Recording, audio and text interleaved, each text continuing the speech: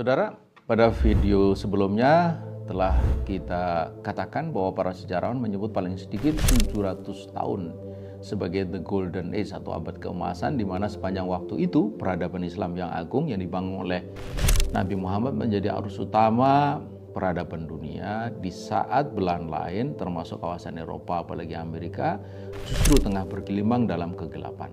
Nah, saudara, bagaimana itu semua terjadi? Nah, itu semua terjadi berkat kekuatan visi yang dibawa oleh baginda Rasulullah SAW, sebagaimana sudah disampaikan, yaitu bertumbuh pada surah Al-Qasas ayat 77. Nah, visi pertama adalah soal orientasi hidup. Orientasi utama hidup seorang muslim adalah bagaimana meraih kebahagiaan hidup yang kekal abadi di akhirat kelak. Benar bahwa semua manusia pasti akan melalui satu fase kehidupan di dunia.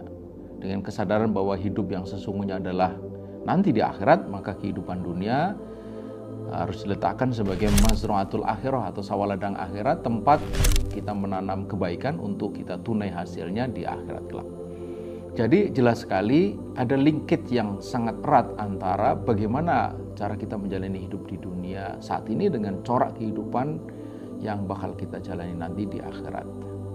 Pertanyaan kemudian adalah bagaimana cara hidup kita di dunia, atau cara hidup di dunia seperti apakah yang bisa menjamin kebaikan hidup di akhirat kelak? Tentu saja cara hidup sesuai yang telah digariskan oleh Sang Pencipta alam semesta, kehidupan dan manusianya. Tegasnya cara hidup sesuai dengan ketentuan syariahnya. Dengan demikian, bagi seorang muslim, syariah memiliki posisi yang amat sangat sentral. Ia menjadi panduan atau petunjuk dalam berbuat serta tolok ukur dalam menilai baik atau buruk.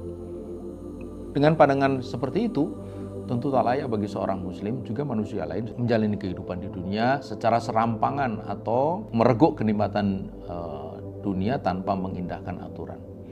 Ini merupakan tindakan yang amat bodoh, oleh karena sama saja mengorbankan yang kekal untuk mencari yang sementara, meninggalkan yang hakiki untuk meraih yang semu, atau yang membuang yang besar untuk mendapatkan yang sangat kecil.